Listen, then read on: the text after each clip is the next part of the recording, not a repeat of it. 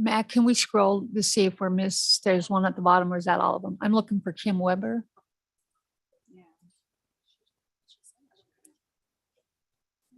Okay, thank you. We were, that was the thing. That's kind of where you're at.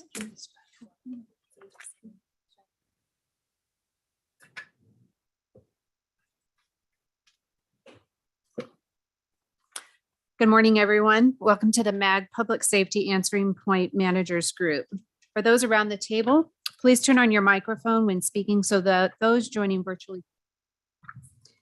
For those participating via Zoom, please remember to unmute your device before speaking and mute when you're not speaking to create a positive experience for all attendees. When speaking, please state your name when making a comment or asking a question. Phone participants should use *6 to mute and unmute and *9 to raise your hand. The MAG public comment process provides opportunities for members of the public to comment on items scheduled on today's agenda or on items that fall under MAG's jurisdiction. 2 opportunities are provided for public comment, including call to the audience and action items to be heard. MAG also provides the opportunity for members of the public to submit written comments via the MAG website prior to the meeting, as long as the comments are received at least 1 hour prior to the posted start time for the meeting. If you would like to comment at today's meeting, please fill out a white request to speak card located on the information table in the hallway. Please be sure to indicate the item for which you want to speak and give it to a designated MAG staff member. If you parked in the garage, remember to validate your ticket. Parking validators are available on the information table in the hallway. For those who purchased a transit ticket to come to the meeting, please see staff for a ticket. Please note that hearing assisted devices are available from MAG staff. MAG staff will now take a roll call to ensure we have a quorum present for the meeting.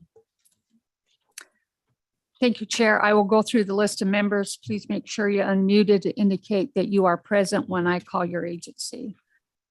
Ian Walter, AMR, Rural Metro. Apache Junction PD. Present. ASU PD. ASU's here. Avondale PD. Mike Folia present. Buckeye PD. Jim Tortora present. Chandler PD. Stephanie Heinzman present.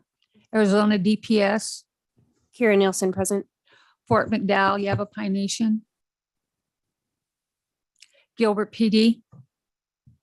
And Weber is present. Glendale PD. Loretta Hadlock present. Goodyear PD. Shauna Henry present. Luke Air Force Base. David Demers present. MCSO. Jim Stillwell, good morning, present. Mesa Fire. Mesa Fire, Brad Whitman present. Mesa PD. Matt Omer's present. Paradise Valley PD. Heather Beckwith present. Peoria PD. Brittany Brunet, Peoria PD present. Phoenix Fire. Jim Frazier for Nicole Dietrich present. Phoenix PD. Dan McNamee, present. Salt River PD. Dave Martin present. Scottsdale PD. Karen Sutherland present. Surprise PD. Damala Finney present. Tempe PD. Logan present. Tolleson PD. Amanda Howard present. Wickenburg PD. Aaron Hadley's present. Is there anyone that I did not call that is present? Madam Chair, we have a quorum. I would at this time like to welcome Amanda Howard, who is our new communications manager with Tolleson PD.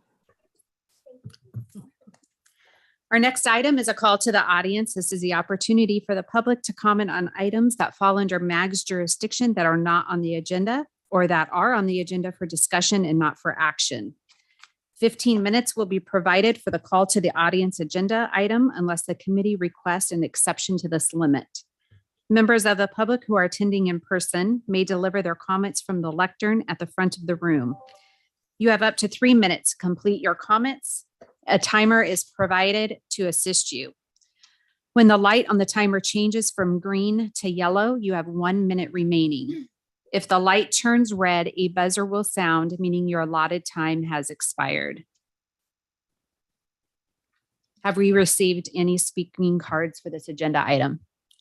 Madam Chair, we have received no comments for this item or any other items on the agenda. Okay. Are there any other members of the public here today who desire to speak on this item? Okay. Staff, do we have any written comments for this item? We have no written comments. Okay, we will move to item agenda number 3. Our next item is approval of the June 9th, 2022 meeting minutes. Does any member of the PSAP Managers Group have questions or comments on the minutes? Prior to approval of this item, do we have any members of the public who wish to comment on this item? Have we received any speaking cards for this item? We have not received speaking cards. Staff, do we have any written comments for these items? We have received no written comments. Could I have a motion to approve the minutes? Karen Sutherland, I motion that we approve the minutes. Kamala Finney, I'll second. We have a motion from Karen Sutherland with Scottsdale and Damala Finney from Surprise.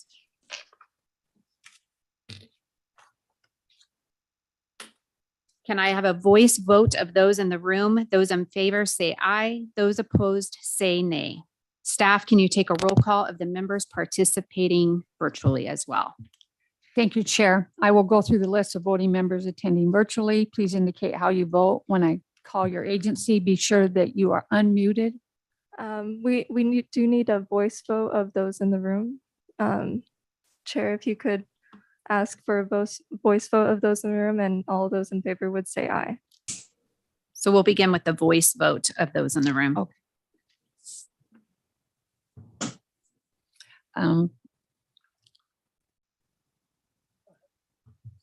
So if you approve of the minutes, all the members of the committee, go ahead and turn on your microphones and say aye. Aye. Aye. Aye. Aye. And if anyone is opposed, say nay. Okay, staff, can you take a roll call now of the members participating virtually? Gilbert PD, Aye. Wickenburg PD, Aye. Phoenix PD, Aye.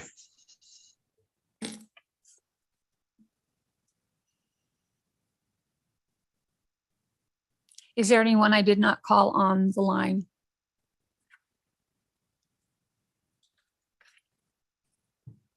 Chair, we received 3 ayes. Okay, we'll move to the next item on the agenda, which will be the administrator report. Liz Graber, 911 administrator, will now provide this report. Before I start my report, I'm going to turn a few minutes over to Nathan Pryor with MAG.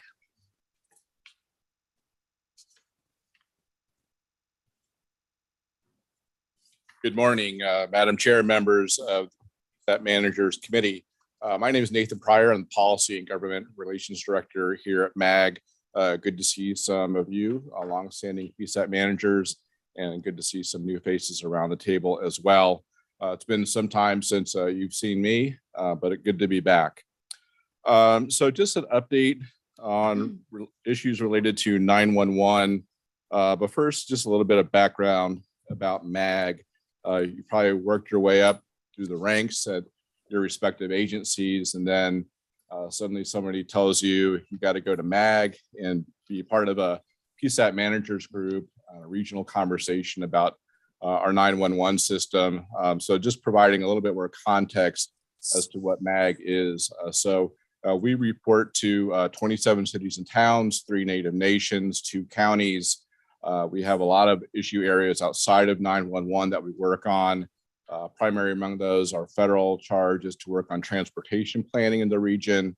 We also do the air quality plan in the region. We work on responses and coordination to homelessness, domestic violence. So all in all, we have about 24 technical committees like this one at MAG. We roll those issues up through our policy chain of committees, stopping along the way to management committee, those city managers and related, all the way up to our regional council, which are our elected officials. So for cities and towns, those are largely the mayors. So we're always on this committee treadmill, working on issues through technical committees, and again, rolling those issues up for consideration by city managers and by the mayors. Why is this important? Go back to 2016, 2017 timeframe when Regional 911 was at a crossroads, if you will, regarding what was next for the region. We did pull together a 911 study committee co-chaired by Kevin Phelps, city manager of Glendale, and Chris Brady, the city manager of Mesa.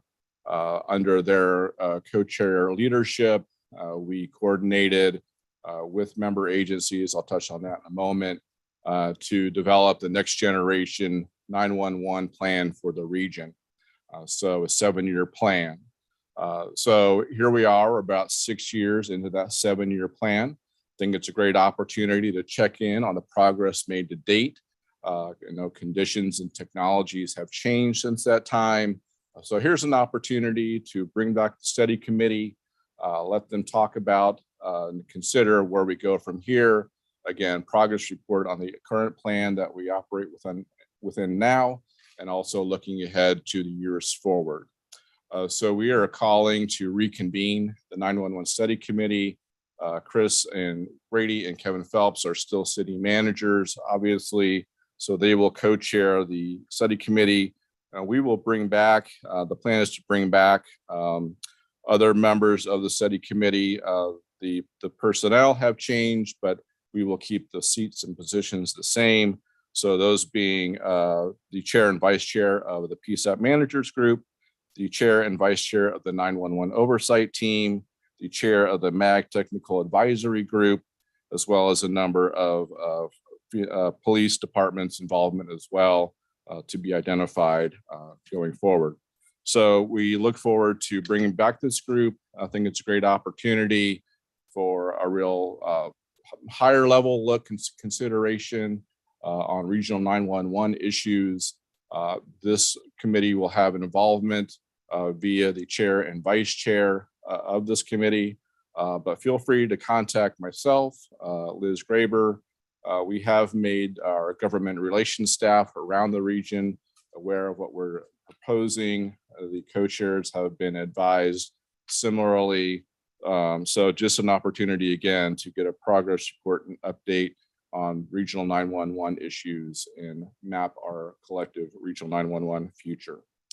With that, Madam Chair, that completes my remarks. This this agenda item is on for information only. I believe Liz Graber probably has other remarks. Thank you, Nathan, for giving us that update. So there have been questions posed among the PSAPs of recent on the future of 911 and how it's currently run and how it looks in the future. So comments or discussions on that will be pointed to the study committee to go over. So concerns or anything that you feel need changes will be addressed with them. And that's a good reminder. Thank you, Liz. Madam Chair, members of the committee. When the plan was developed and proposed by the study committee in the past, it came back to this group, if you will, for evaluation, ultimately recommendation up to the 911 oversight team. They evaluated the similar proposed action of approval to the city managers, the management committee. They took action as well to recommend that up to approval to the regional council, so the elected officials as well. So we'll have a good look at this from the technical level all the way up to the policy level. That's the way we do things here at MAG, and we'll follow a similar course of action with our development of our next 911 plan. Thank you, Nathan. So further on, report on the administrative report for our reverse 911, and the reports are from the end of July, the first 6 months of the year. We are at 83 activations on SENS. We've talked about SENS being upgraded, and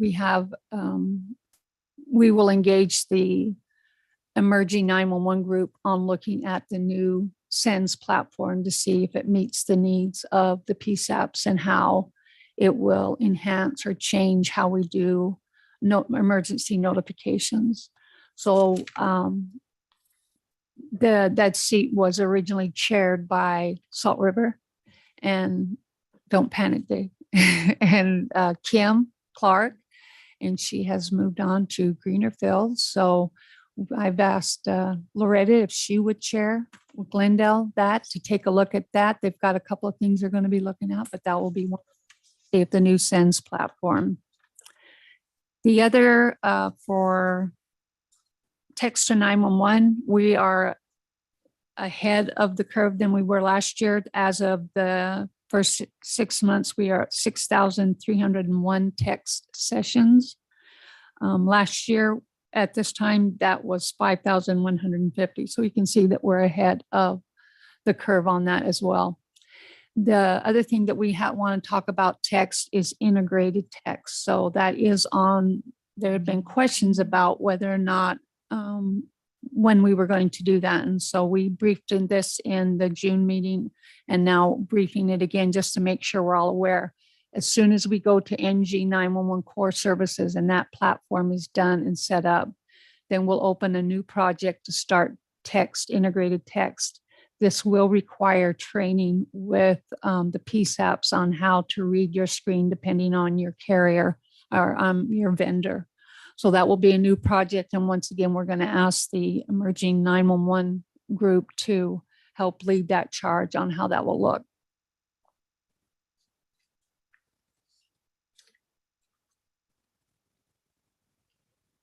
So other items also on the working group, Patrick Cutts was our budget working group liaison, and he retired. So Tanya Logan has sweetly volunteered to be the chair of the budget working group and to be involved in that. And that concludes my report. This item's on the agenda for information only. Please contact Liz after the meeting if you have any questions regarding this report.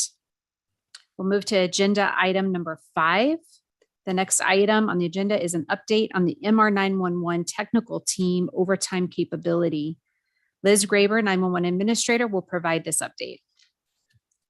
Thank you, Brittany. So we had a request from Goodyear to report on 911 overtime. There was a question on how that would be financed. We gave you some options in April.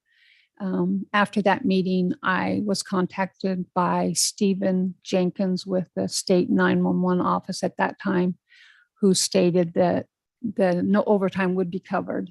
We talked about how they want to, he spoke on how we need to budget overtime in the grant and how we could alter how we do that so it's not a single line item. And we agreed. So 911 overtime is covered.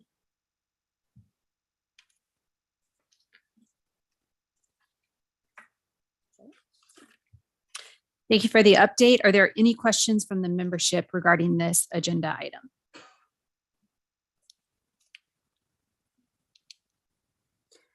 This item is on the agenda for information only and discussion. We'll go to agenda item number 6. This item is on the agenda is a budget amendment for the fiscal year 2024 budget.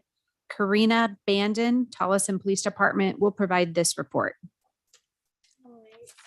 budget amendment, so we're looking to increase our, we're looking to increase our positions from what we currently have of total of 4. We, in our current state, we have 3 different agencies. We currently have 9 public safety dispatchers, and we're looking to increase it at this point. Our call to seat ratio was approximately 5,123. Our total call volume was 20,490. We're currently, again, dealing with 3 different agencies, and they're growing. So at this point, our fully staffed for Tolleson PD is going to be 60, 37 sworn, 23 civilians. El Mirage, when they're fully staffed, will be at 82 officers or 82 total, 60 sworn, 22 civilian. And with Tohono O'odham, they're growing and they're building a whole new casino, which is the best kept secret. And it's currently at 13 sworn, 1 civilian. So we're expecting an entire new facility for them that we're going to have to plan for. So with 9 dispatchers in all 3 of those agencies, we're asking for 2 more positions. So with those positions, one of them is we're requesting to be fully funded. The other one, we're going to go to our city council and request that we have that additional one funded by us. At this point, we will be looking to implement and getting our staffing back up to having a total of 6 on at a time. So that would increase or hopefully kind of get us to where we need to be at a minimum of staffing. At this time, we're at 2 each and every 24 hours a day, 7 days a week. We want to have a total of at least 3 and have the flexibility of 4 for all 3 of those agencies. And that is all I have at this point. Is there any questions? Thank you for the report. Are there any questions from the membership? Brittany, quick question. Yes, Mike. Is this a vote that we do? Or I've been gone for a while, so I'm trying to understand what the process is for adding additional positions. If I may, Madam Chair. Go ahead. So this, even though it says budget amendment, this is not a budget amendment because we haven't presented the budget for vote yet. So had this report been given at the next meeting, then we would have done a vote on this particular thing. So on the next item on the agenda, we'll vote on the budget, and in there you will see that we've included the positions by Tolleson, thank you, by Tolleson. So that will be it. What you've missed is now that we do our meetings every other month, usually the June meeting is when we get all the budgets turned in for the next fiscal year. And then during that meeting, we had the agencies requesting to provide that information. So that's why we were giving Tolleson the opportunity to give their justification in case anybody had any questions on it. This item is on the agenda for information and discussion only. The next item on the agenda is the budget review. The committee will be asked to review and recommend for approval the MAG fiscal year 2024 PSAP annual element funding request and fiscal year 2024 to 2029 equipment program. Liz Graber will provide this report. Thank you, Brittany.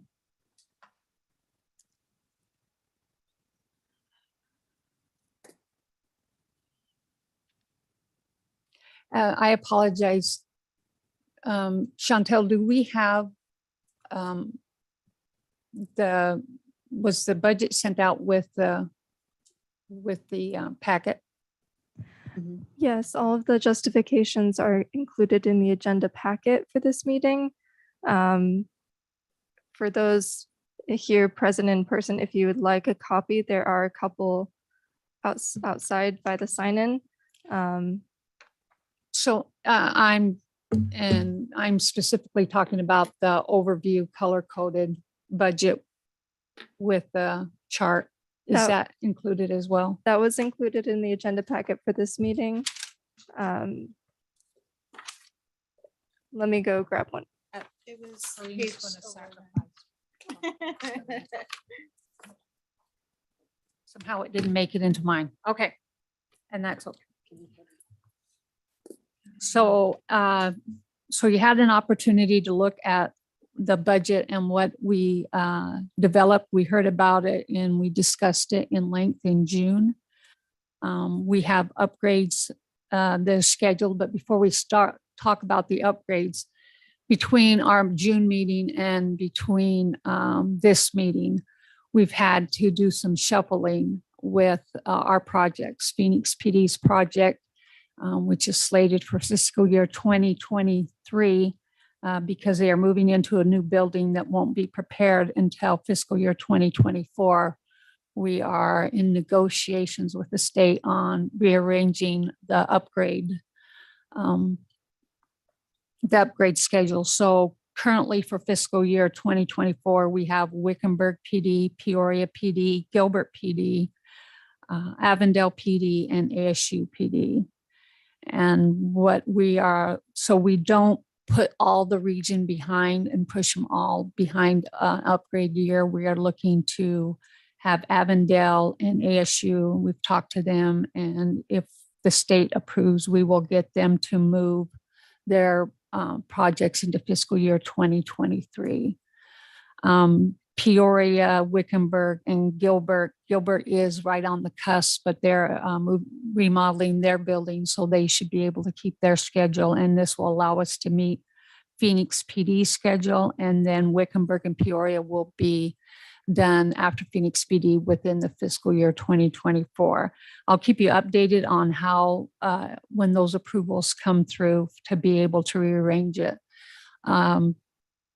The PSAP request in the budget, Wickenburg requests 1 position. Tolleson asked for 2 additional positions. Scottsdale PD asked for 2 positions. Mesa Fire asked for 3 positions. Goodyear asked for 5 positions. Gilbert PD is a logging recorder, and Chandler PD is 1 position, and Apache Junction asked for a logging recorder and an additional positions. So of our upgrades, our budget is $2,671,000. That's for just the upgrades of what is identified in fiscal year 2024 prior to shifting the projects. The additional equipment that we are requesting, PSAP total will be $517,000. So between that equipment, we're looking a little over $3 million for PSAP upgrades and requested equipment. Personnel, remember our personnel cover 3 areas. One is admin, the others are for PSAP operations support, and the other ones do 911 network management. And also GIS. So within our PSAP personnel, we have personnel for the 1.74,000 is for our personnel, and then support equipment along with your maintenance contracts and everything that we have located in there. We then have GIS personnel and support equipment that they use. We have our service providers. And so the service providers are all the monthly contracts that we have that from the CenturyLink, Lumen, the wireless carriers, everything that we have to reimburse them on, that's what's representative. But you'll notice there's a big drop because we, as of this fiscal year, no longer pay the amount of money we paid to Sprint for 911 reimbursement for wireless. That was something that was stopped. I want to say it was in January that we stopped it. Robin, do you remember? January for Sprint. This seems like it was after the first of the year. Yeah. And then we also discovered that CenturyLink was overcharging us for our wireline database by quite a bit. And so that dropped the price of our monthly by approximately 30 to 40,000 a month. So we had those savings also. So that those aren't reflected. And then we've also redone the carriers with the idea that 911 Next Gen Core Services will alleviate those bills. And so I expect they'll even drop further. But what used to be our largest expense has gone down quite a bit and is no longer those monthly OSP bills. Next, we have the EZNet, that's our 911 network. We have the personnel listed in there. We do have service providers. Remember, we have multiple diverse network providers to each of your centers to add redundancy along with our 2 network centers. Now we have the personnel that manage it, and then equipment and support. And then last, we have the administrative personnel that allows us to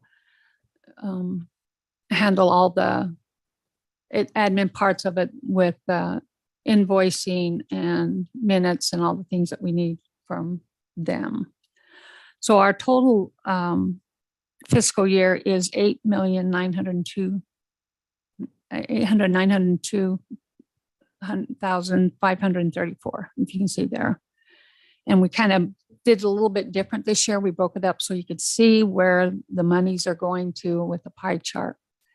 And so that is an overview of fiscal year 2024. What we will do is, if this is approved and we are able to get into an agreement with the state on the changes, the proposed changes, if the total is higher, the revised budget is higher by 10% of this proposed budget that we have now, then we will address it again. If it's within less than 10% of this budget, then it doesn't require any MAG approval. We'll still review it with you, but it doesn't have to go back up to regional council for approval. That's a MAG policy, that is, if it's within 10%, as long as it's not 10% higher, over 10% higher, then the vote stays good for that amount. Does that make sense to everybody? Okay, and that's my report on fiscal year 2024.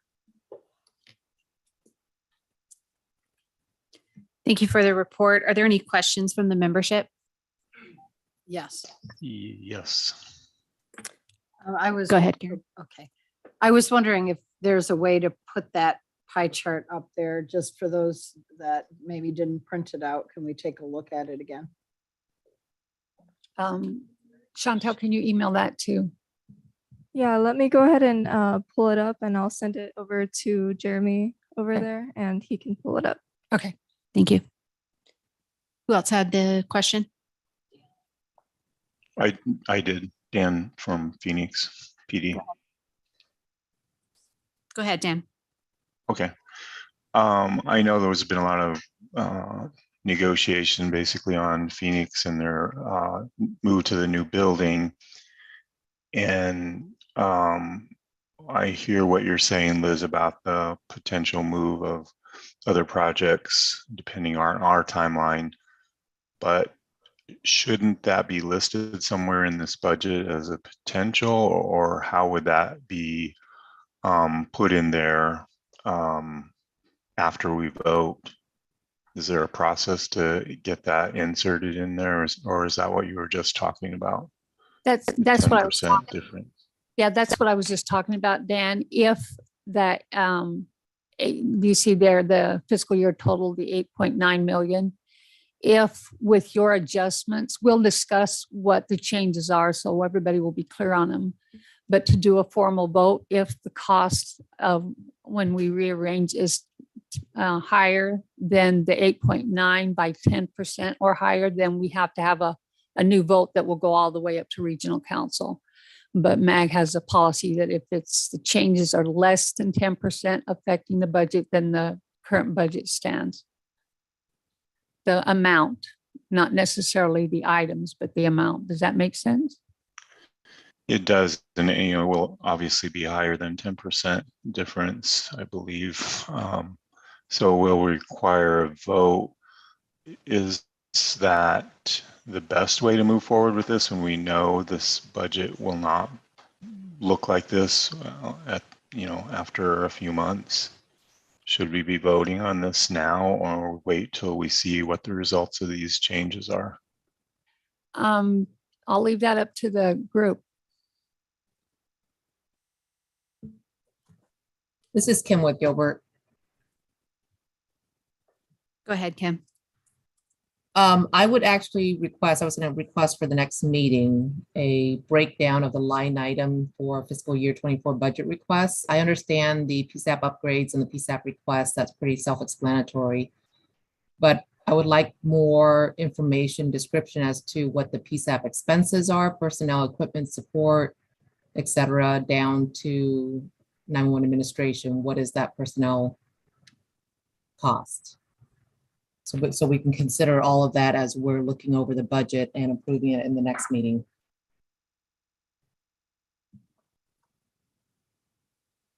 You want to speak to that? Oh, yeah, Kim, this is Liz. Yeah, we can provide that to you. In fact, I can send out what this was based on after this meeting if you wish. Thank you.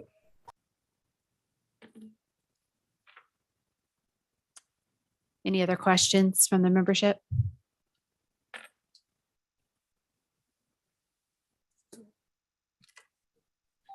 Sorry, back to Dan, if we can, before we vote.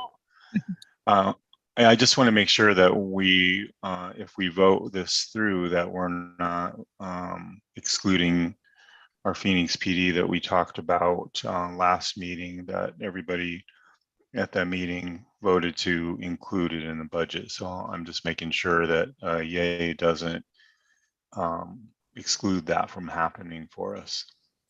So remember, Dan, you're currently in fiscal year 2023. So the MAG approved your project already for the current year. So it would be rearranging that. Does that, you see what I'm saying? So I don't want you to think that there's not a funding request that MAG hasn't approved for Phoenix. It has. Okay, and that was FY 23. So a year ago we did that. Okay, awesome. Thank you. Sorry to So have do, to ask so that a couple what, times. still, are you still proposing that we hold up approving this budget?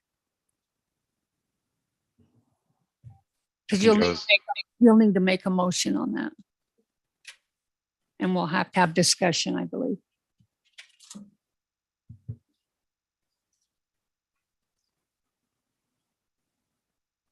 This is Damala. What is the time frame we're looking at before we know anything about this Phoenix decision?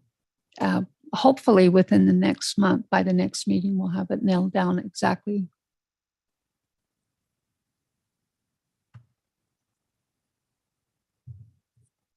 So Dan, are you making a motion to stand down on voting on the budget?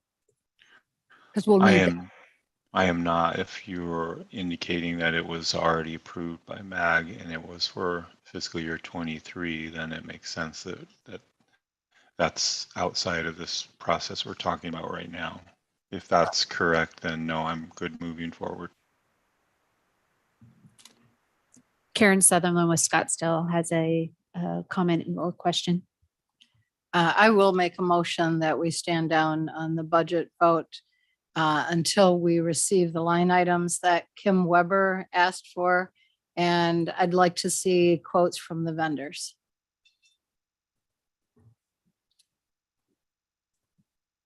I'll second that motion. was that a motion? Yes. Okay. Yeah, Karen put forth with Scottsdale a motion to stand on the budget, and Shauna Henry with Goodyear seconded.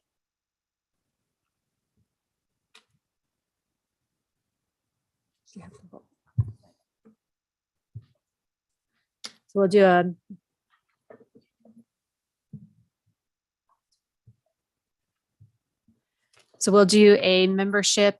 Those that are in the room, those that are in favor, say aye. Those that are not in favor, nay. Those in favor? May we have discussion prior, please? Yeah. Yep. Go ahead, Jim. I would like to request that the consideration be given by the motion maker that additional requests be made that the agencies that are requiring additional seats, that we have a clear understanding and that information provided as to what their current seat to ratio is, as well as their current staffing levels. Are these going to be positions that are then put in with nobody sitting at them? And then I would like to see that information viewed against what the average is. We shouldn't be paying for seats that won't be used or aren't needed. Also, I don't think we should be bringing more seats into the region. And what we need to do is be consolidating as a region. Shauna Henry with Goodyear. Shauna Henry, go ahead. It was my understanding that those requesting seats, it was contingent on the state's equation, correct? Whether they're approved or not? Is that a correct?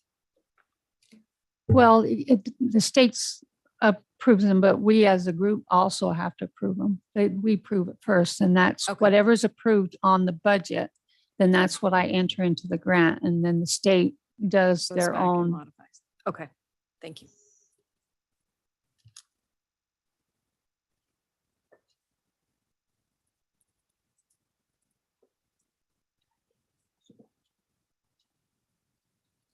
Any more discussion on what Jim has proposed? Do we have a motion on what Jim has proposed?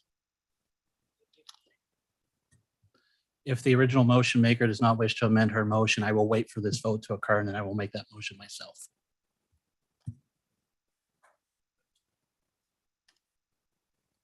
Karen? I will amend it to include the details on the additional seats. So Karen Sutherland with Scottsdale has amended her motion. Do I have anybody to second? So just to make ourselves really clear, can you repeat what the new motion is for everybody so we understand it before we vote? Go ahead, Okay. Karen. I make a motion that we delay our vote on the budget until we have received line item details, quotes from the vendor, and explanations from the agencies requesting additional seats, including call volume and a comparison to the requirements from the state. Does that do it? And that Phoenix Fire is included. Is it Phoenix PD that is included?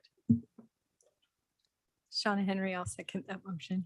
Shauna Henry has seconded the motion. It's a little It's- wavy motion. It's very convoluted. Any further discussion on this topic? Yes, Dan. Okay, Dan, go ahead. This is more talking than I ever do on these meetings, so pardon me. But I don't quite understand the complete motion. We did, I think it's in the budget review, provide the documentation about additional seats and the reason. So I'm not following why we would do that again. So maybe I'm missing part of the discussion being virtual. Somebody explained, didn't we do that? And it's in the agenda attachments. Go ahead, Jim. You can explain further on that. Dan, the seat request wasn't specific to your agency. It was to the other agencies that were mentioned that were asking for additional seats. I believe Liz listed multiple agencies that have seat requests. Yes, and so just a reminder to the committee that when you bid for additional positions, there are some guidelines that you have to follow to turn into them. So that each of the agencies turned in and reviewed with us in June. And so you feel like that what was supplied in this agenda packet was not enough? Agreed. I mean, the majority of requests that I saw said, our call volume's going up, our filled units are going up, et cetera. But it doesn't show how that is impacting them seat wise. So who's to say that they can't handle that additional call volume with their current seats? So I would like to see that data provided. Any further discussion on this from what Jim's provided? Or questions? This is Domela, just for the sake of those that will need to do that, which doesn't include me, but I understand, I think where you're going. I just don't know what specifically would that look like for you? Because I would be asking, how do I then provide that to you? So what I see in my mind is it's going to say, okay, on average across the state, you typically have 1 seat per X number of calls received, and we're currently at X plus whatever, and so we need to bring that down. But I also would like to see that you have the staffing, because again, I don't think we should be paying for seats that are going to sit empty. And when I say staffing, I realize we all have vacancies, but if you're only allocated for a specific number of positions, and even if you're fully staffed, that seat's going to sit empty, we're paying for nothing. I would further, like I said, I believe we should be consolidating, not expanding. So I would like to see what their current seats workload is. If that workstation is only in an active call state 20% of the time, again, why do they need an additional seat?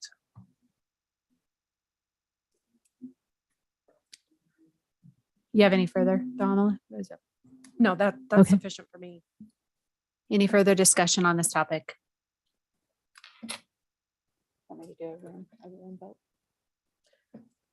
We'll get a roll call from the membership within the room. All those in favor say aye. Aye.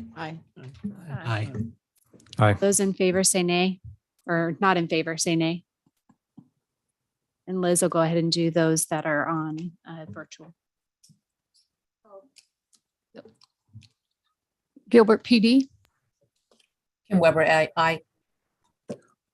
Wickenburg PD, Aye. Phoenix PD. Aye. Is there anyone on the line that I didn't call?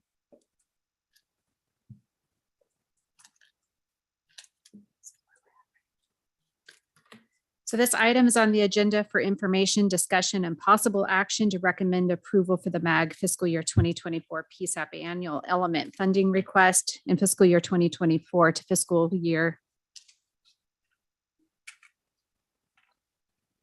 Okay.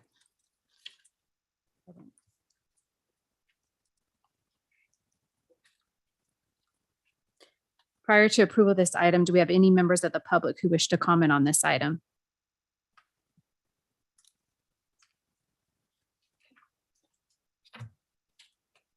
I have received no speaking cards for this item. Next item on the agenda will be a discussion on the NG 911 Core Services Project. The NG 911 Core Services Working Group will lead this discussion. Chair, if I may, I just wanted to conclude with that last agenda item that the motion had passed. Thank you. Okay, so we are moving forward to the core services NG 911. Most of you should have received information regarding some of the decisions that need to be made. Right now, Liz has I think all agencies' first choice, but it may be a choice that you made years ago and you might want to reconsider it. There's also a lot of options for having a second or third choice. And there's also scenario-based options that each agency can select to pre-plan for. So I know we've discussed them before, but if you know that you have something that you're planning, a large event that you're planning, you could discuss with other agencies and be ready so that if you get a large volume of calls during that time, that some of your calls could be moved over. It can be as specific as when you get a certain number of calls in the queue, that they could go to the agency that you select or more than one agency. There's also considerations such as if something catastrophic happened in the East Valley or the West Valley, to use an agency on the other side that might not be affected by the calls. And having those pre-plans will allow MR 911 to quickly move in that direction and get things set up. And so whether we're not looking for things that we can do as the emergency is happening. So if you want to talk to me or a member of the Core Services Committee, we can kind of help you plan for that. We can share some of the plans that we've put into place so that you guys are prepared just in case we have some sort of large scale event here that we need to deal with in an emergency. And Liz, unless there's anything else that you want me to add? Well, I just want to clarify, Karen, that we did reach out to all of you at the beginning of the year. And so some of you selected your legacy so that you've all had a choice in the last 6 months that hasn't gone by.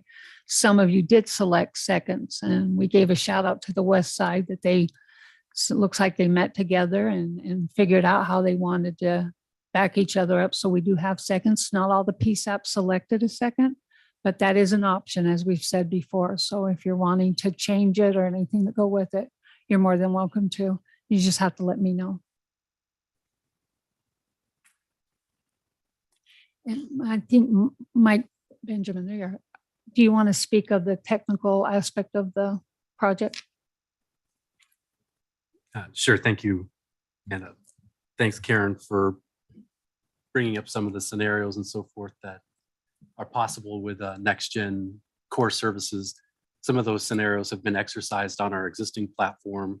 We did a live testing with a number of PSAPs showing our ability to route calls, some calls to certain agencies, some calls to other agencies that would be intentionally redirected based on a pre-plan. And we appreciate that the PSAPs that participated kind of stuck their neck out for that, because that is an exercise to go through. But these capabilities have been exercised in the existing equipment that we have.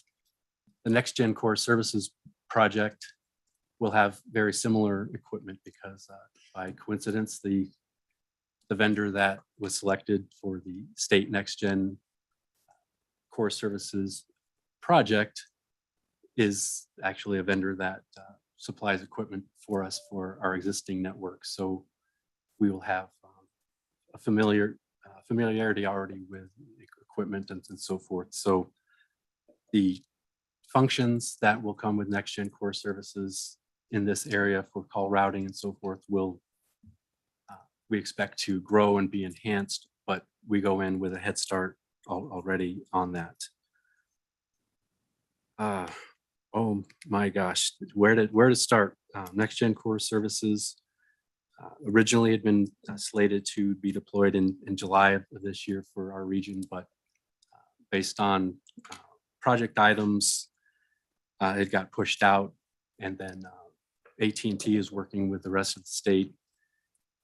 They've delayed things by 3 months. That is now impinging on our scheduling. So we're working as we get pushed around in the scheduling a little bit, as AT&T figures out how to take care of some of the things in the rest of the state. But we are on track with all equipment that we've received. We believe we have all equipment associated with this project received from our vendors. And actually, as of yesterday, that the last pieces of it have been powered up. Of course, supply chain issues and so forth. That's a real big milestone for this, to make sure that we have all the core pieces that we expect for this project. And not only have we received them, but we've integrated them up to the level that we can as we wait for the larger project to be able to get to the scheduling that they'll be placing us in. Another big part of a project like this, when you're bringing in new services for a big project, there's a lot of networking that goes on in this.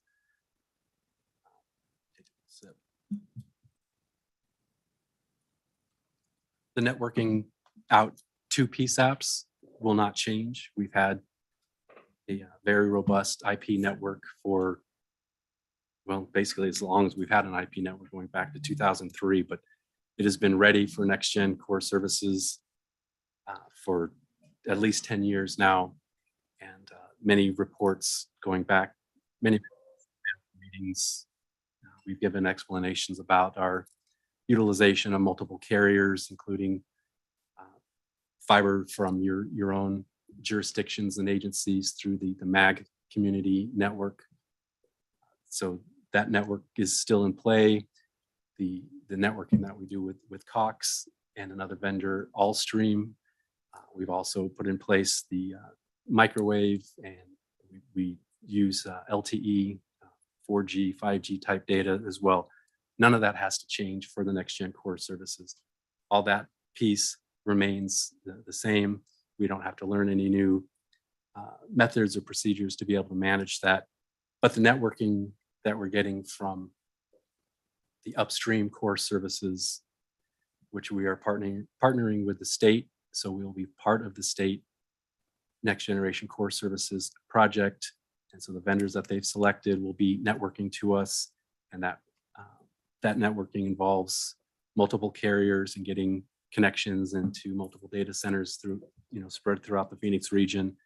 And thankfully, a lot of times, though, circuits, I think Wickenburg can attest to this, getting circuits into facilities and so forth can be a real bottleneck as part of projects. All circuits are in, all circuits are tested, all circuits are working. So we are really slated here to hit the ground running as soon as we're able to, again, get put in line for the scheduling. Another very interesting part of the core services is that the legacy provider, the wireline provider, CenturyLink, Lumen, US West, whatever name you want to call them, going back all the years that they've been the legacy provider, their 911 network will be retired. And that's a really big deal right now, because I know there's a lot of frustration in the PSAP community, up to including events that are going on right now as we speak. Monsoons come in, has put a lot of water in cross boxes and water in copper facilities that are what make up this legacy wireline network.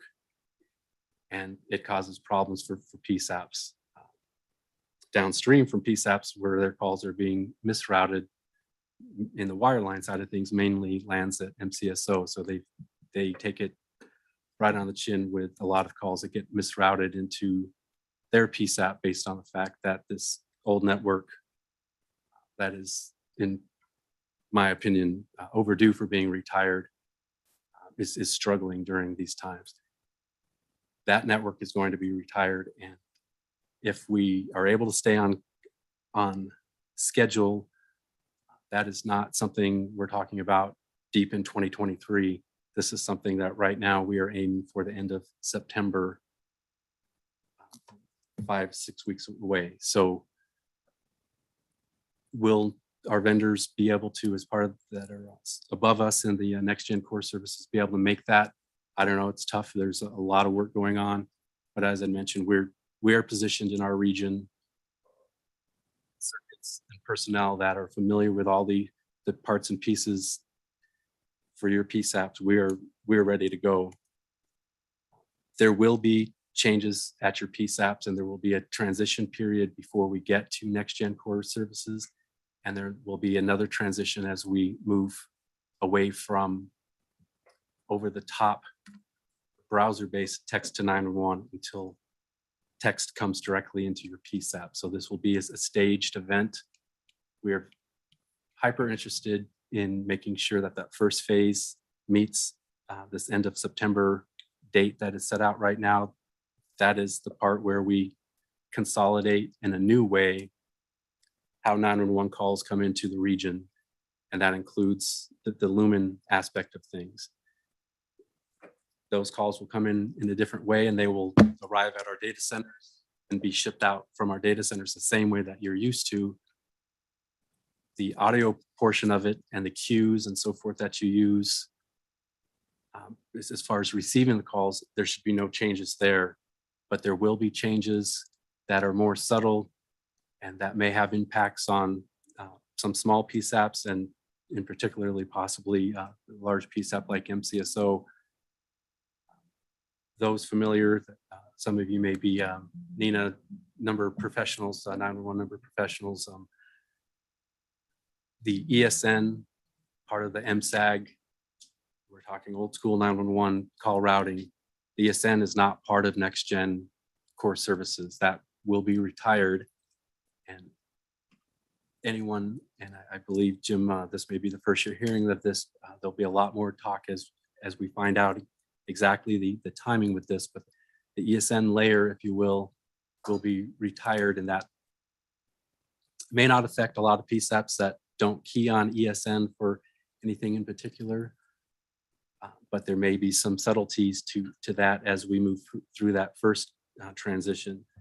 The alley that you get for wireless and voice over IP calls is likely to stay looking more of the same because you're getting the location information for latitude and longitude.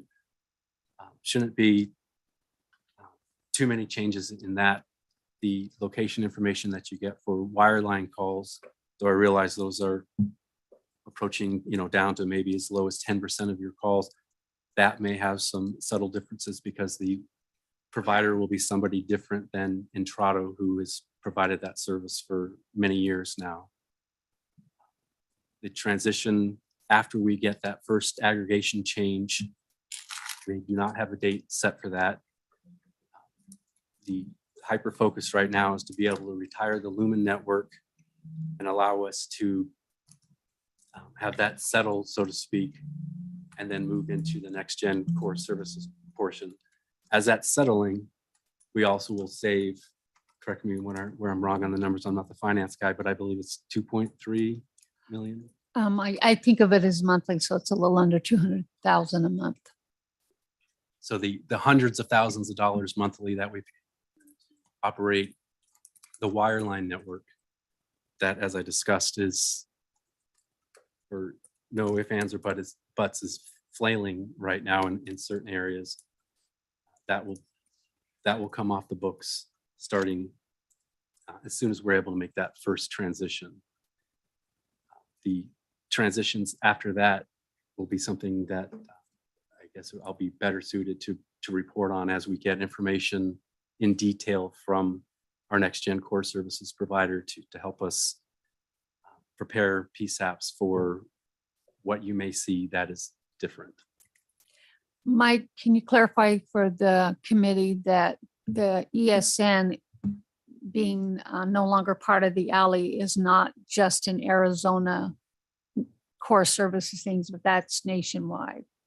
Correct. That the NINA standards associated with location and call routing, it moves away from that legacy construct. The ESN is a legacy construct. It is not part of the geospatial data set that is used for call routing. Another piece, if you will, I'm sorry, another piece that some of you may have noticed, or some of your PSAP folks, I know there's a lot of different map items out there with Rapid SOS integrated to our map or Rapid Portal. The location of the handset has become a pretty good focus of what's going on in the PSAP. I'm not sure if everyone has seen, this is a month's old blast that AT&T put out, but AT&T is doing by handset call routing today.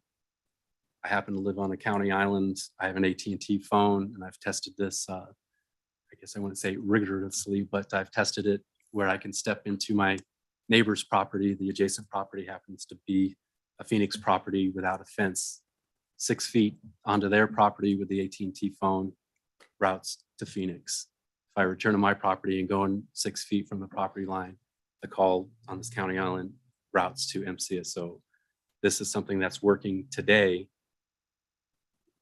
where that kind of gives a little bit of foreshadowing as to what will happen with next gen core services, is that not only will the call routing be more granular like that, but the location will be delivered with the call versus that slight delay. Today, there's typically a delay of about 3 seconds or so for your PSAP equipment to query for the location. You will still be able to query for updates to the location, but the initial location will be delivered with a call when we are to that step in the next gen core services portion. I was just going to ask you to talk about testing the phone. That's all.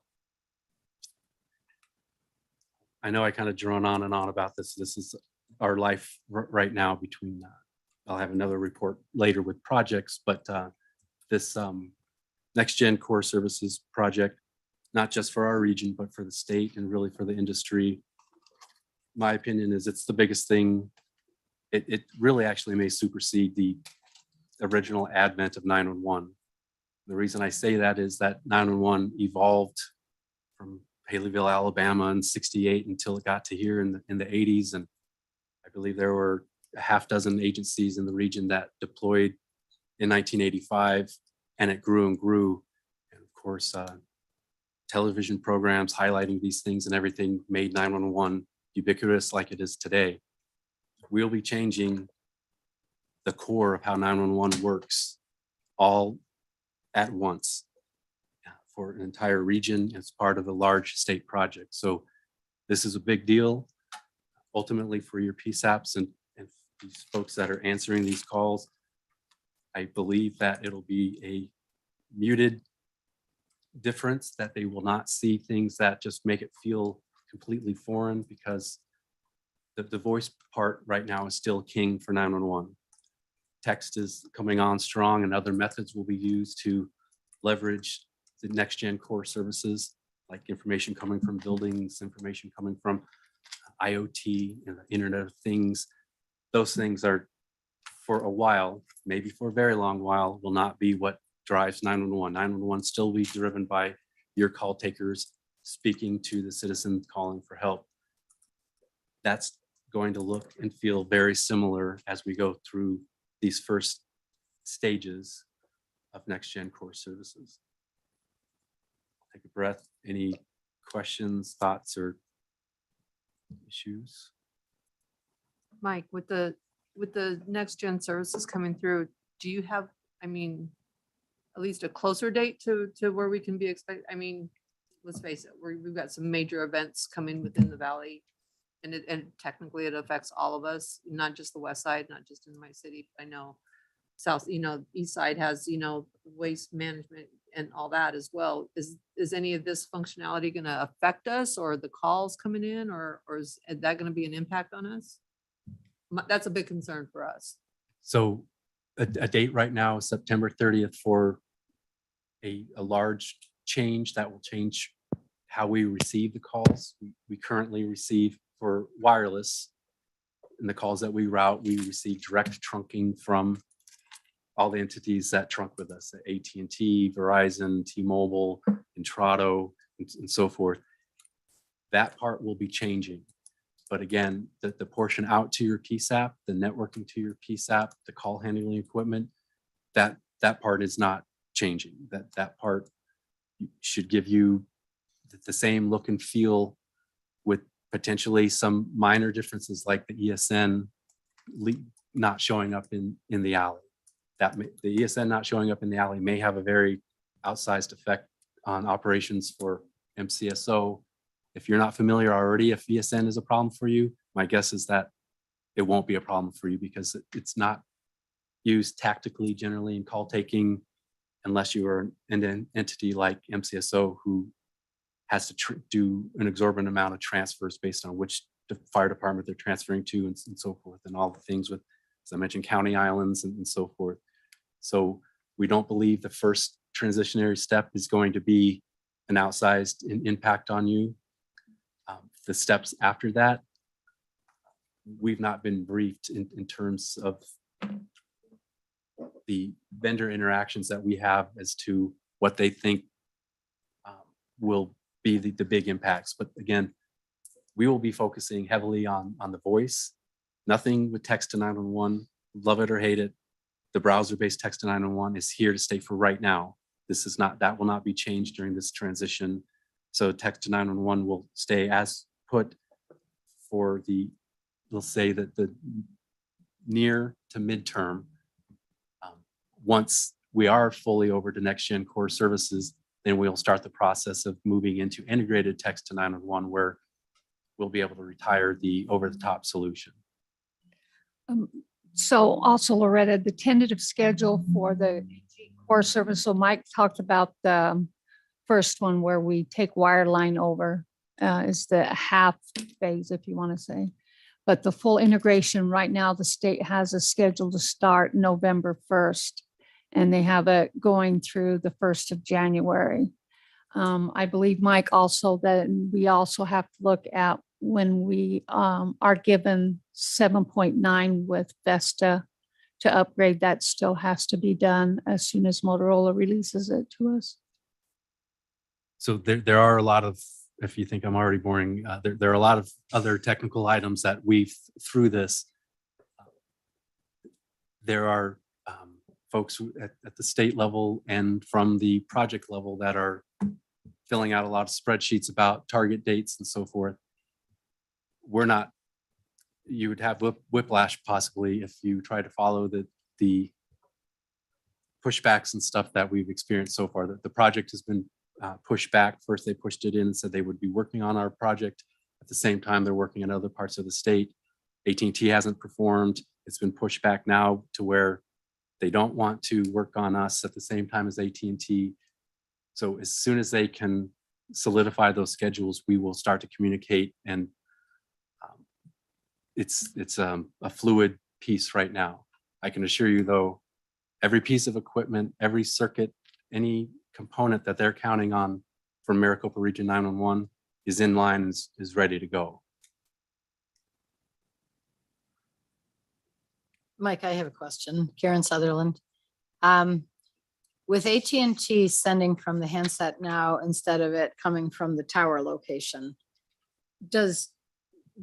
have you been able to take any screenshots when you're doing your testing to see if there's anything different that the dispatchers would see? Because normally we would get like the tower phone number, et cetera, in there. And I assume that's not happening anymore. So each vendor can handle this differently. Typically, if you receive a phase one call, you get the location of the cell tower. And I know that some call takers may mistake that as that's an actual location of the handset. That's never been the case. That is just purely the location. It's not geocoded. It's just a hard-coded location of where the caller is at.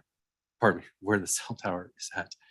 The rebids, depending on which vendor, and I'd have to leverage Dave Eaton as my GIS specialist. Some vendors, they don't even send that address information on updates. So it really varies depending on the carrier. I did not look specifically at the alley for my calls. I was just impressed that the granularity of the call routing worked in that AT&T test. And I did test Verizon. My spouse, she's a Verizon user, and it did not do handset-based routing. And they've not made an announcement. Verizon did not, but AT&T made that announcement to, I don't know if it's off a Nina broadcast or where they get their email addresses from. Okay, I'd be curious if anybody sees these. I'm wondering if they're even coming in as a phase one, if they're coming from the handset and not the tower. Like, how does that look? Well, why don't we reach out to Northern Arizona, because they've cut, and see if they can share some alleys or lessons learned. And then Pinal County, I was on their meeting earlier this week, and they're the ones that are before us. So Laura Hernandez said that she would share how that goes, but I can ask her specifically for alley examples so we can understand what it looks like.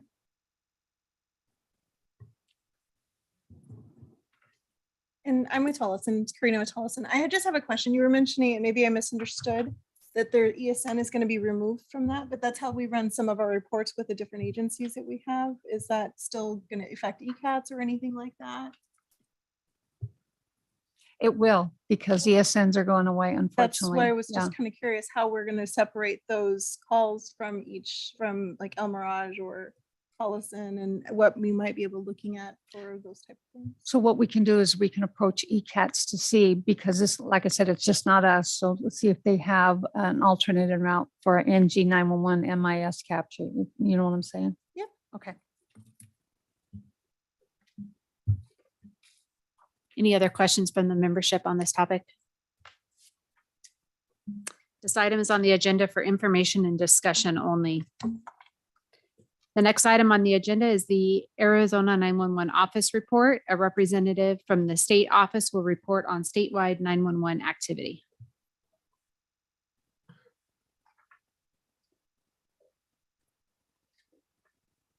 Good morning, everybody. Is it on? Sorry, can you hear me okay? Yes. Wonderful. So I'll piggyback off of Mr. Benjamin's comments there, talking about the NGCS and how it will affect of Maricopa County, and by all means, help me out with anything that you need to. It really should just be an improvement on the network for you guys. So the policy routing, as you discussed, will be enhanced. The general routing of how calls are sent to you will be improved, and then just general caller location. So at a very high level, that are just some of the network improvements that you'll all be experiencing when that proverbial cut kind of happens here shortly. To Mr. Benjamin's point, we have modified the schedule for all of your PSAPs multiple times. It is still subject to change. I wouldn't have a problem sending you those dates unless there's an issue with that. Just understanding that there still could be a little bit of wiggle room with that, but just to make preparations in case you have anything else going on. Talking about the point that Liz made in reaching out to the Navajo and Apache counties, they've been cut over to Next Generation 911 now for a little over a month. On the network NGCS side, there's been no issues. One issue with the circuit in the Navajo County Sheriff's Office, and that whole region in Northern Arizona has been having significant issues with. So in terms of having a visual of what that call looks like, I would recommend reaching out to Sholo PD or the Apache County Sheriff's Office, because they're going to be able to give you really good, accurate data on what those new calls look like for your dispatchers. The rest of what we are calling phase one starts here on September 7th. We'll be doing 3 cuts every single week up until November 1st, covering all of Mojave County, La Paz County, Santa Cruz County, Gila County, Yuma County, and Pinal County. So throughout the months of September and October, we're going to be moving quite quickly to make these cutovers happen for agencies outside of Maricopa County. Liz had mentioned those timelines for internal agencies within Maricopa County occurring starting on November 2nd, and then that project will be finalized for all of you on January 4th. So post January 4th, you should be cut over on all aspects of NGCS. Every agency within Maricopa County should apply at that point in time. We just recently announced the award for what we call phase 3, which includes Greenlee, Pima, Graham, and Cochise counties. They'll be utilizing Vesta with AT&T as the service provider. We're still looking at leveraging FirstNet through AT&T, which is a huge advantage to us. Once again, there's low cost to that, so that's advantageous to us. In terms of some other things that we are working on, the Federal House of Representatives just passed the Spectrum Innovation Act. And this is important because we're always looking at funding opportunities. And you know that that's something that I speak on quite regularly, is concerns with finances and things of that nature. Part of that act includes $10 billion towards Next Generation 911 initiatives and grants that'll be dispersed throughout the states. It has yet to be identified how those funds would need to be dispersed, but once it passes the Senate, the president would need to approve it, and then we would have access to an additional funding mechanism. The great thing about these grants is we have specific statutes that we adhere to for the excise tax. There's a completely different set of rules, so we have a lot of additional flexibility in terms of what we could provide you with to make sure that we're getting the enhancements out to all of your agencies that are necessary for next year. I also submitted a report through my, yes, Karen. Can you just repeat the name of that act again? Yes, it is the Spectrum Innovation Act. It is HR 7624. And it overwhelmingly passed in the House. It was almost a 93% approval. So I think we are very confident that this will get passed. Next Generation 911 is a hot topic around the nation, and there is a massive need for funding as you look at some of the costs that we incur through this. I've also submitted a request through the state's chain of command for ARPA funds. I believe this will get approved. I don't have a specific dollar amount, but once again, there are a completely different set of specifications as to what we could spend those monies on, that we would not have to adhere to the specifications of the excise tax and the statutes. So the potential for a lot of extra money to be flowing into the state here soon is very high. I'm still working with the governor's office on a potential excise tax increase. It is a very politically hot topic. When you look at the governor ending his term here at the end of the year, bringing in a new governor, we wouldn't want to, there's multiple groups of administration we'd have to get approvals through. So challenging, yet nonetheless, I plan on submitting something to them. And we still are the lowest excise tax in the nation. We still spend the least amount per capita on 911 services. And I say this a lot, but it's really not even close. I think we spend $2 or $3 per person, and their state's spending like $40 to $50 on average. So moving forward with that, I am also meeting quite regularly with the state legislation. I still plan on submitting as soon as possible to update our statutes and administrative code for everything that adheres. Once I get the final approval, I'll be pushing that through the advisory board with Gerald to run that by all of you to make sure that these are things that we can all agree on, that these are what's best for the future of 911. Those statutes were put in place in 1985. They're incredibly outdated. I'm not sure why they'd never been addressed before, but moving to next generation 911, there's obviously a vast opportunity for us to make improvements to what we are and aren't allowed to do with those 911 funds. And especially if we do get additional funding, once again, there's a lot of opportunity to pay for things that we've never been able to pay for in the past for your PSAPs, which is just a relief to your cities, a relief to your police departments. There's really no downside other than we're increasing a tax potentially for the citizens of Arizona. Something else that we are going to be pushing through the advisory board, and I'm really excited about this one, is Entrado approached us with a product called the Enhanced Data Broker.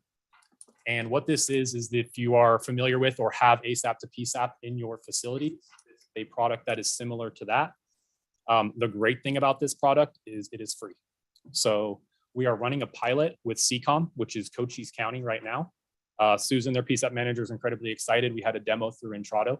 How this would work is alarm companies would send you a text that has a significant amount of information that an alarm would come through on. So when we talk about the climate of public safety specific to PSAPs right now, we're all having significant staffing challenges. We are looking to leverage any technology that we can that reduces a lift off of your dispatchers. This would do that. So through the text would come through all of the information you would need on an alarm call. You can still have a conversation back and forth. You still have access to call the alarm company if there are some other circumstances where you would need to contact them. But once again, free service. I would like to push this out to all the PSAPs in the state. If you don't want it, you don't like it, you don't have to use it, no big deal. But that's just something that we have on our roadmap. I'd be more than welcome to have you contact our Entrado rep if you'd like a demo. But they'll be presenting to the advisory board at next month's meeting, which should be the first week of September. Perfect. Travis, can I ask you a question Yes, on Ms. that? Gray. So the idea is text comes through your text system and it has, hold up alarm, this location, Yeah. the callback each- number and everything. Each individual agency obviously has different ways that they handle these types of alarms. So you would create some kind of a workflow on how you would like that to look for your agency. And then it would identify, like you had stated, burglary alarm, this address, here's your key holder. They are responding. Here's their vehicle color, ETA 15 minutes. Here's the address. Any information that you think would be beneficial, you would no longer need to potentially take alarm calls. So once again, it's free. You don't have to use it. I saw the demo. I think it's pretty interesting. I think it could definitely be a benefit, especially to those larger PSAPs that are taking a significant amount of alarm calls. So once again, if you're interested, please reach out and we'll get you in contact with the rep. Does it impact regardless, can you receive them regardless what TCC you have? I didn't ask that question, so Liz. we can get confirmation through that because I know we're using. Yes, sorry, Jim. Yes, I've signed my letter of intent to go onto the program. I'm just waiting for them to get it all set up. And yes, it does work with, it's vendor agnostic, both on your call handling equipment as well as your text provider. And it handles both integrated text providers as well as over-the-top text providers. Perfect. Thank you. Thanks, Jim. Appreciate that. I have a question. Sure. So is this I guess, is it an over-the-top solution or is it actually part of the NINA I3 standard? I believe it's part of the NINA I3 standard that's coming in as a text conversation. It shouldn't be an over-the-top solution. It should be integrated. So, I didn't get into a lot of the minutia. It was just kind of that high-level demo, but we can follow up on that as well. so essentially, it sounds like a competitor to Rapid SOS. I'm not too familiar if Rapid SOS offers a feature like that or if they're leveraging the ASAP to PSAP. So I'm thinking it's just like, and I'm putting it in basics, that if it's like the alarm company has a cell phone, they shoot a text off and somehow, even though they're in a different area than where the PSAP is, they can route it appropriately. So it's just like getting a text from any citizen within your agency, but they'll have a back door, as it will, to route the text to the PSAP, and then you'll get it and enter it from there. I guess the question would be is if your PSAP would allow, not everybody's ASAP to PSAP, but it'd be curious if there would be a issue with your command staff if that is happening, but that would be up to you to determine. I think the huge point is there's obviously a cost to ASAP to PSAP. So I'm not sure what those costs look like for each individual agency, but they are charging the alarm companies to utilize this system. So it's free of charge to all the PSAPs. Liz, Oh, sorry. Sorry. Liz, is this something that we can maybe push to the emerging technology group? The reason I think that is that it's coming, if it comes into our phone systems when we're NG 911, or right now it'll come into our text to 911 programs, but we don't have any way at the moment to copy that into a call for service. And I think that that would be something that we should look at as a region. Yeah, just to wait till it's integrated. I'd say go now. I mean, you could, it can go now. You have the capability. I'd say send it over to them now and let's see if we can come up with a solution to work with this, because it really does sound like a fabulous product. Yeah, so there's nothing stopping them as far as your PSAPs now, receiving this. It's the alarm companies that decide it. It is just your policies that will determine whether or not you accept it. I'm assuming.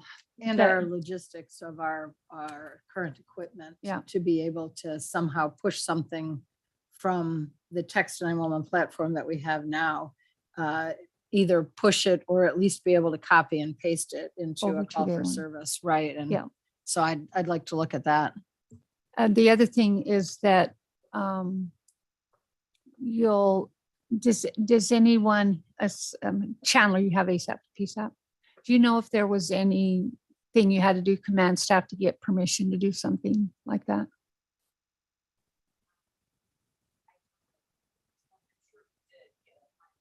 Yeah.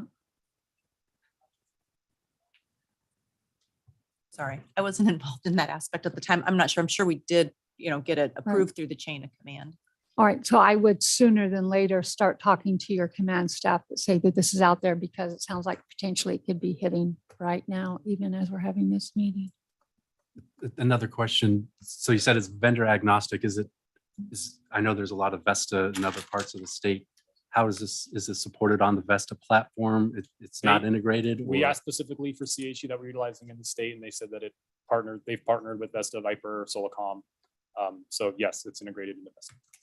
Integrated in the sense that you click on a link and it brings up a browser for you to. So this is where I don't believe that's the case. It's just coming through as a text with the PSAPs that we're doing CHE cuts because they have the integrated text. It's just coming through on that platform. I don't know about the over-the-top solution. I would assume it would work the same way. I didn't ask about the Comtech over-the-top solution, but we can follow up with them and confirm that. So my understanding, reading through all the documentation and through speaking with the representatives, is that I'm not sure if it's Intrado or the alarm companies or who has the actual agreement, but there's an agreement in place with the TCC to accept those text messages and then forward them to the appropriate PSAP. So as Liz said, it's just as if somebody at the alarm company is picking up their phone and texting the alarm information. All that initial information though comes as one message. So as soon as the call taker acknowledges receipt of that text, they're getting that entire alarm information dumped into a text message. And then the call taker has the ability to reply back, and then the alarm company can then reply just like any other text conversation. So based on that explanation and the current understanding, I think that it would be immediately available to all PSAPs.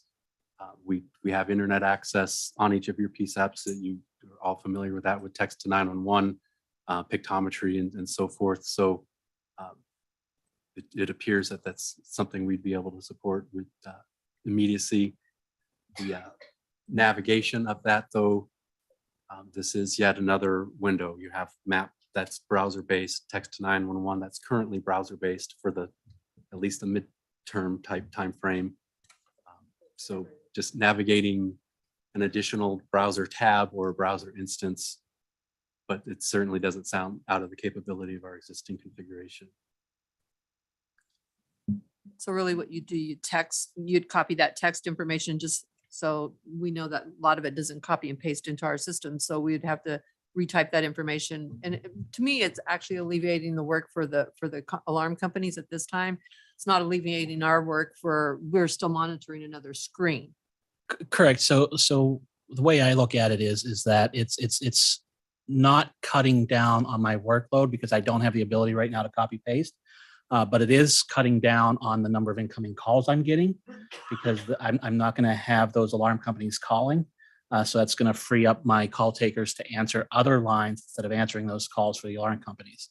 Like you said, yes, it is advantageous to the alarm company because those calls right now are coming in. And I can have wait times of those calls being 20 to 30 minutes before they're even initially answered. So those alarm companies are waiting and somebody's house can be cleaned out, their building can be burned down but before we even pick up to talk to that operator. Whereas now, again, it's coming through the text to 911 system. So it's being acknowledged within seconds of them sending it out.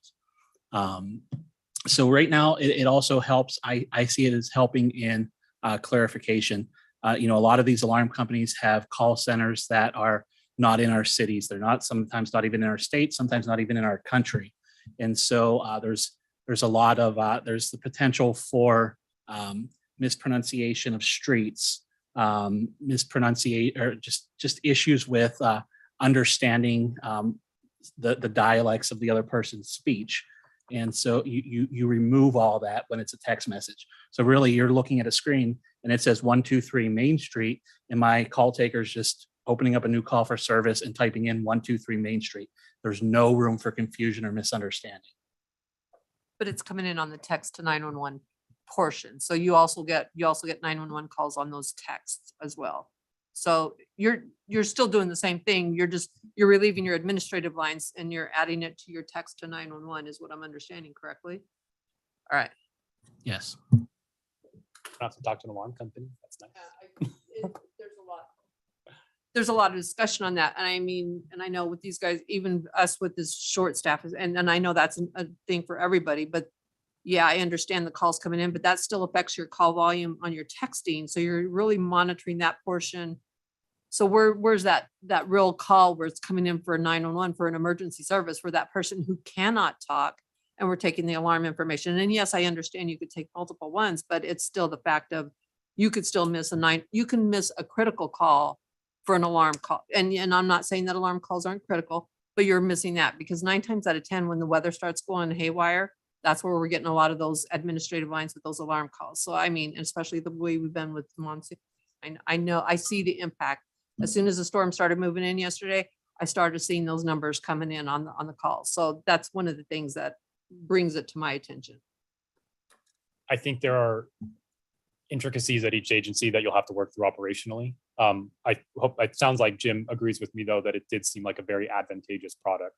It is in ways, yeah, there's certain parts, but I mean, there's also other parts that impact as well. Travis, how will it be rolled out? Is the alarm company, it is their responsibility to contact the PSAP or the region to say, we are going to now deliver over text to 911? And is there an opt-in or opt-out? Yeah, absolutely. So I think just to get our bang from our buck is why the gentleman reached out to me so we can identify it for every single PSAP. We had the conversation. He was actually given his contact information to us through Susan at CPOM. So she asked to be the pilot. And then, like I said, in pushing it through that advisory board, I think they want to drive it as a state initiative just so we can make sure that we can hit all the PSAPs. We'll start aggressive communication with you guys on this if you want to opt out. Like I said, it's something that is done at each individual PSAP. You do not have to do it. But if so, we'll have Entrada reach out to you to see what they would need from you or if they need to identify what those need. Liz, one other point I would like to make is under their policies as well, if that text alarm is not acknowledged within 60 seconds, they're going to be calling your PSAP and providing you the alarm via telephone anyway. It's a good safety net. Thank you, Jim. Great. Then the last topic of conversation that I had, we've been working very closely with Kira and Patty and her team at DPS. I think we've discussed this with most of you, but if we haven't, I just wanted to kind of put this out there. Our goal post-migration is to look at making DPS a primary PSAP. Which means that because of the enhanced capabilities of NG 911 and the routing, as Mr. Benjamin discussed, and how accurate we can make it, we should be able to take those calls that are on the interstate and send them directly to DPS as opposed to through your PSAPs, which should do a reduction in call time and a reduction in workload for all of you. Now, this is completely contingent on DPS being able to take that lift. And in looking at the data, we've done significant works on looking at the data with Eric and Patty over at DPS. They would obviously need additional staff to be able to support that. So we'll start working with them on working with legislation because they are a state agency and that is how they get approval for additional personnel. And then once they feel comfortable with the additional lift, we'll look at start to creating those polygons around the interstate systems, the freeway systems and the highway systems so that you wouldn't have to take those unnecessary calls anymore. This is not something that we just made up. I spoke with the California manager, and this is done throughout the entire state of California. Many other states do this. We just thought it was a good idea. While it adds a burden onto 2 PSAPs, it alleviates off of 79. So just kind of getting our bang for the buck there. Do you have any comments on that or? Okay. Sorry. Any questions surrounding that? Wonderful. That is all that I had. So unless there's any other questions for me, I'm going to pass it over to Eric. He's going to talk about a couple of GIS related initiatives.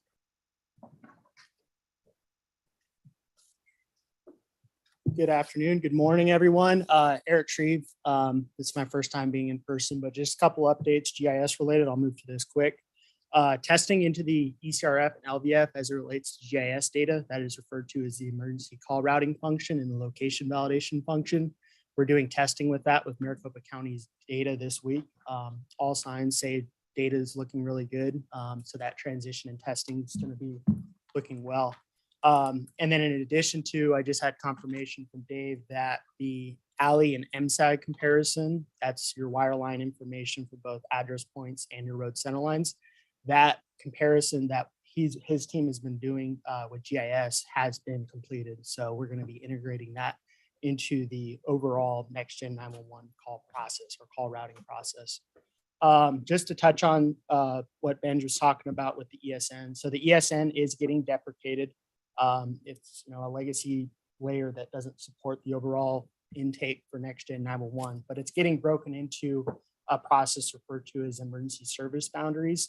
And what that does, it creates 4 individual layers, 1 for your PSAP, 2 for your fire, 3 for your law enforcement, and 4 for your EMS. So what that will look like for the call taker when that information comes in, you'll still see all that information pertaining to what jurisdiction would be the responding agency for that call. So to summarize, the precision and making sure that GIS accuracy for polygons for gaps and overlaps is crucial. You don't want to have gaps and overlaps when we intake that data into next gen 911. And then just one more point that Ben was noting, the wireless routing that the carriers were talking about, AT&T specifically, and Verizon. I saw state of Colorado, they had an event recently, and I saw an unofficial announcement that Verizon will be providing that location-based routing. So I think it's only a matter of time before those wireless carriers provide that service. Pivoting a little bit, one of the items that I want to talk about is just kind of the Super Bowl mapping and the effort that we'll Glendale, as well as DPS. I know working with Rapid Deploy, we're looking at putting in integrating some of those tactical premise drawings that the incident management team would be managing. So just giving more situational awareness for the call takers, as well as everyone, making sure we're communicating on the same grounds. And then lastly, having a conversation again with Glendale, we had a discussion with Geocom with a new service that they're offering for location accuracy, essentially looking at Z-axis. And that's what supports the overall effort for indoor mapping. Preliminary discussions on that we've had. And obviously, I think there's a lot of work that needs to be brought forth with the wireless carriers on how that precision looks for accuracy.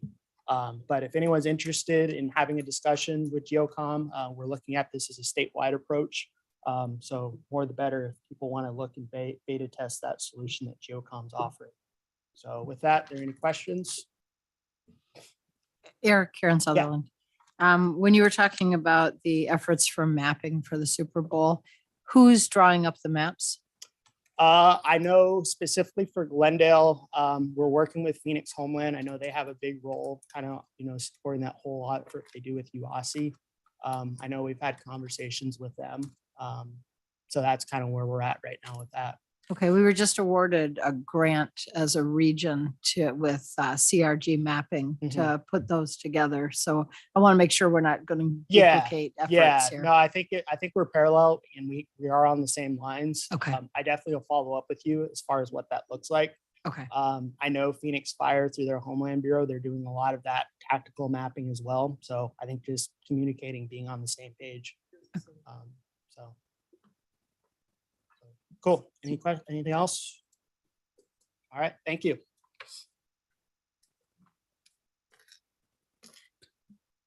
This item is on the agenda for information and discussion only. We'll go to agenda item number 10. This item is on the agenda is a report from MR 911 on technical updates and 911 system upgrade projects. Mike Benjamin and his technical team provide us with the report. All right, thank you. Oh my gosh, again, where to start? GIS, Dave Eaton has recently sent out an email blast in reference to some changes for what 3 words. If you have questions about that, please see Dave today or respond to that email. Nate is at Tempe today, following up on a cut that just happened this week. Tempe moving to Vesta. And it was just in June, the day before our last PSAP managers meeting, that Scottsdale had moved to Vesta. So it seems like we're tracking on each PSAP manager meeting that we come in and talk about a project. But that project now is in the books, and we're, as Liz had talked about earlier, we were going to be moving on to Phoenix PD in their new building and so forth, but those schedules are being pushed around a bit. Still a ton of work involved in preparing for Phoenix PD because they are obviously a very large player, the largest PSAP in the state. And this is a big deal. Not very many PSAPs move to new facilities, though I'll talk about a couple other here in just a moment. So anytime you do have a move, it's a big deal. And this is a big entity that we're dealing with here. Future projects, of course, that we're looking at, Liz had mentioned. So various groups getting a move to Vesta. Some haven't made a decision on changing if they'll stick with Viper, go to Vesta, or move to Solacom. AMR has chosen to move forward with Solacom. Other things going on here. Gilbert's doing or embarking right now on a significant remodel or overhaul, I guess, a move kind of within their site. So they will be sort of lifting all their stuff from one area, moving to a nearby area within the same building. That is a very significant issue or significant move for them of sorts. And we'll see how this lines up with their call handling equipment, a change for them on that. Wickenburg, a new building. supply chain issues and various technical items have caused their project. I believe they would prefer to have already moved, but that project has been pushed back a little bit. It looks like they'll be doing something in the fall.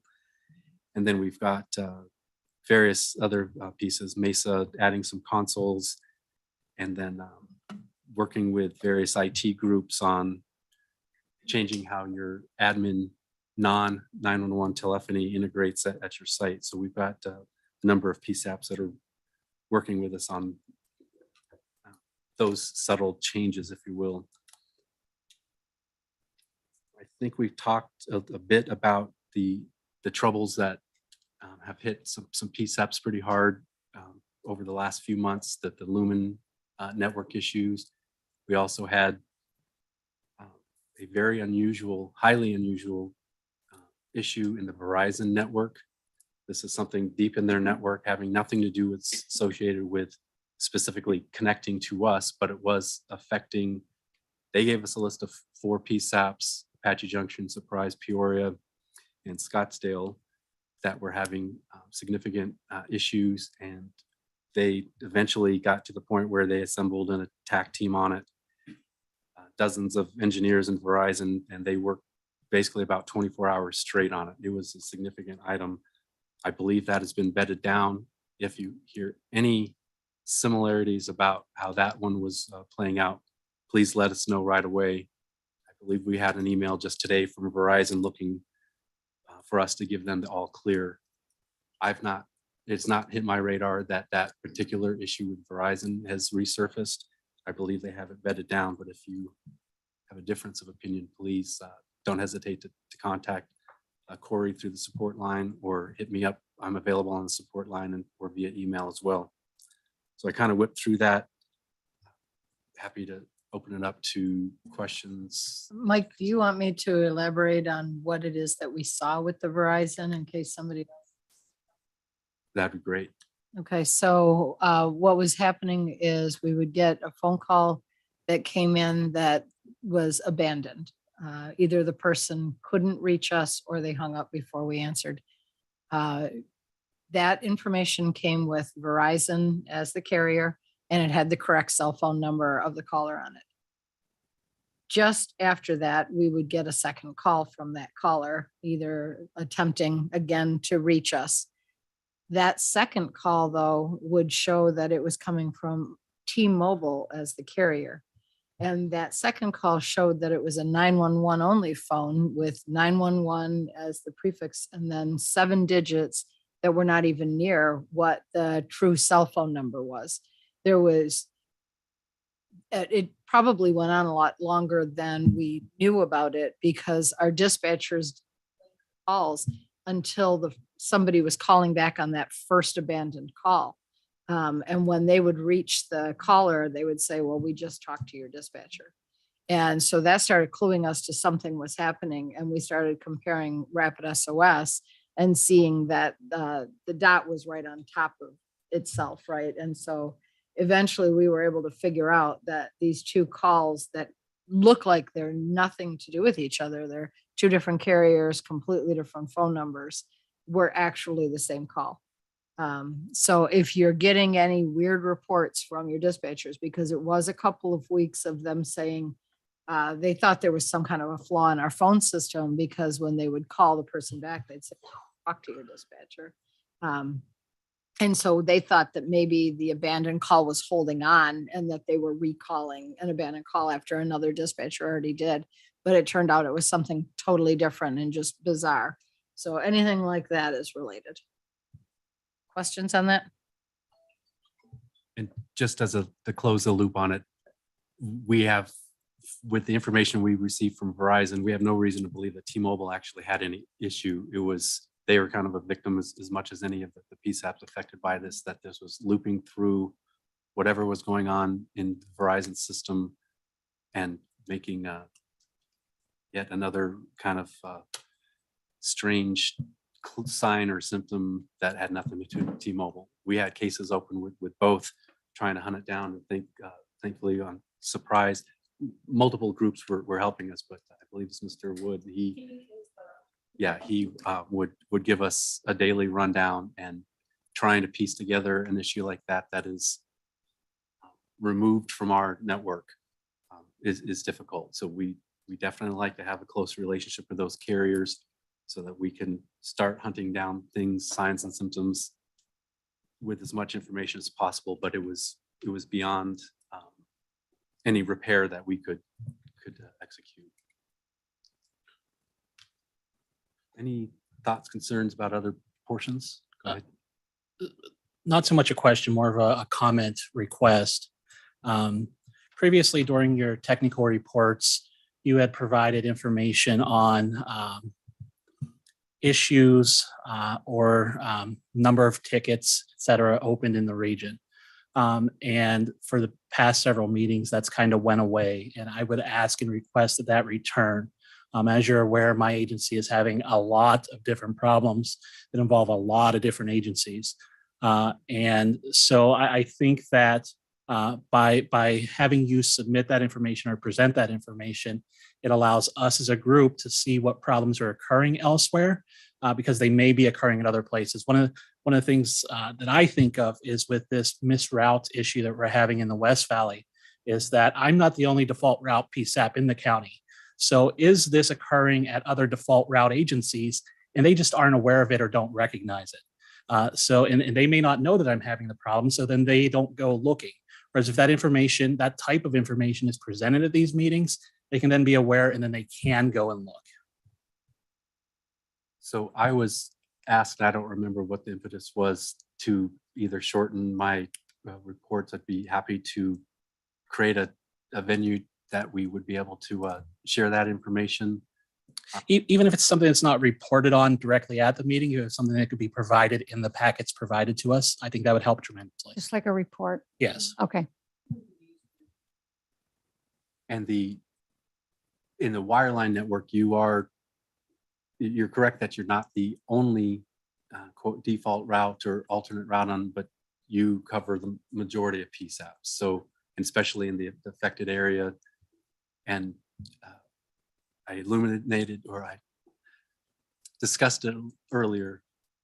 These are wireline misroutes. This is a network that we do not hold domain over, and it is not a coincidence that the amount of rain that we've had and this old network that's reliant on some of these pieces, literally depending on how old your building is.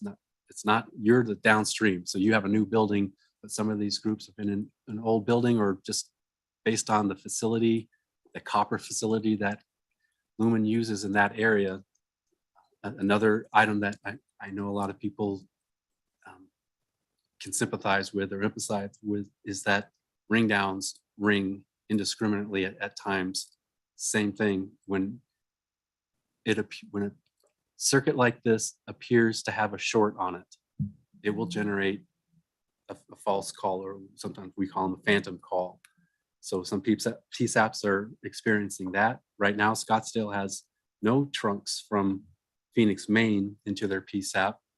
So you're getting their rollover sooner because the trunks out of Phoenix Southeast will get filled up. They have half of their trunking for wireline goes into Phoenix Southeast. The normal rollover would be to Phoenix, Maine. There are no circuits from Phoenix, Maine into Scottsdale right now. Lumen, that's an item that they're managing. And so you're getting those rollovers. This has been so bad for so long. We have some PSAPs, Luke Air Force Base, Fort McDowell Tribal. They have not been able to fix the facilities issues. I believe now it's with Luke, it's 18 months. And with Fort McDowell, I'd have to look as to when they cut to their new Viper system. But an issue occurred right around that time. So I remember that timing, but I believe it's been, well, I know it's been months and months. We are carrying that wireline traffic for them. They have no circuit issues with our network, and Lumen was unable to get that corrected. We are working now with a new service manager from Lumen. I believe her name is Vicky. I don't believe she's reached out to individual PSAPs. She would be coordinating through us, but she just very bluntly said, we've lost a lot of staff. I know there are some staff members that went way back in 911. Some of them have jumped to other 911 companies. Some of them have retired. We're working our best to get CenturyLink to perform, Lumen to perform. That's not our network. We would love to make sure that we make the September 30th next gen core services transition one step, because all those trunk issues will evaporate on that day.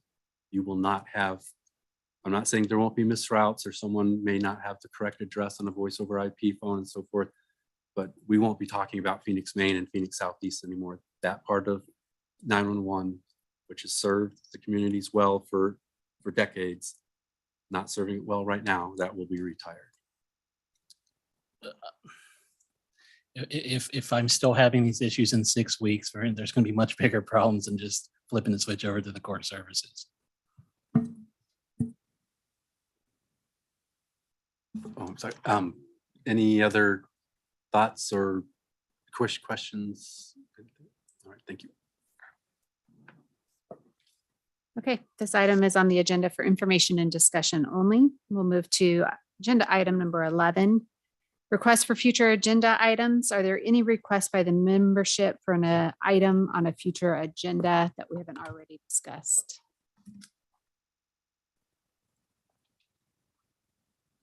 Okay. Agenda item number 12. We'll move to comments from the committee. Are there any announcements from the membership?